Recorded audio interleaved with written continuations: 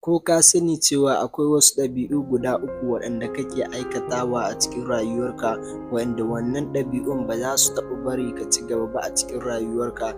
Idan mutum ya kasance bai san waɗannan ɗabi'un ba, zai ci gaba ne da tafiya a guri guda kawai, ba zai taɓa ci gaba ba a cikin rayuwar shi.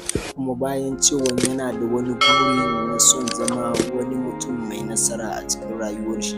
Domin ka iya sanin waɗannan ɗabi'u guda uku, ka biyo ni a cikin wannan bidiyon namu na yau, domin a cikin shi ne zan kawo maka waɗannan ɗabi'u guda uku. Amma kafin mu ci gaba, ina roƙonku da ku danna like a ƙasan wannan bidiyon nawa.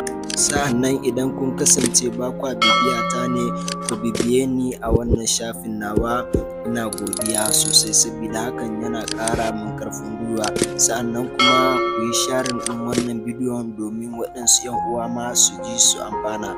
Ok, bari mu ci gaba. Ɗabi'a ta farko a cikin waɗannan ɗabi'u guda uku ita ce tsoro. Idan na ce tsoro, ina nufin tsoron faɗuwa. Mutane da dama sun kasance suna jin tsoron faɗuwa ko kuma tsoron yin wani kuskure a cikin rayuwarsu. Ba za su taɓa yin ƙoƙari domin su gwada wani sabon abu ba a cikin rayuwarsu, domin suna tunanin cewa idan suka fara za su faɗi ne ko kuma za su yi kuskure a ciki. Suna jiran wani kyakkyawan lokaci kafin su fara yin wani abu wanda yake gabansu, bayan cewa wannan lokacin ba zai taɓa zuwa musu ba. Ka tuna babu nasara ba tare da faɗuwa ba. Faɗuwa ba ƙarshen tafiya ba ce, ita ce hanyar gaskiya domin yin nasara. Ok, sai ɗabi'a ta biyu. Ɗabi'a ta biyu ita ce jinkiri.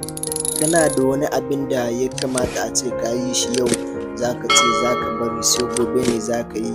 Idan gobe ma ta yi, za ka ce sai jibi ne za ka yi. Idan jibi ma ta yi, ba za ka iya aikata wannan abun ba. Ka sani cewa jinkiri yana cin lokaci ne kamar yadda ruwan sama yake jiƙa ƙasa.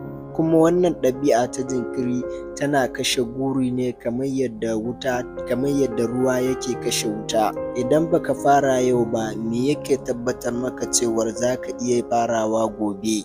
Ok, sai ɗabi'a ta uku ita ce rashin yarda da kai.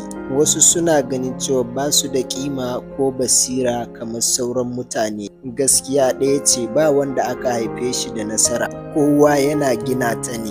Ka yarda da kanka kafin duniya ta yarda da kai. Ka sani cewa rayuwa ba ta jiran mai jinkiri, sa'annan kuma ba ta tausayin wanda bai yarda da kanshi ba. Wannan shine darasin da ya kamata ka ɗauka a cikin wannan ɗabi'un guda uku.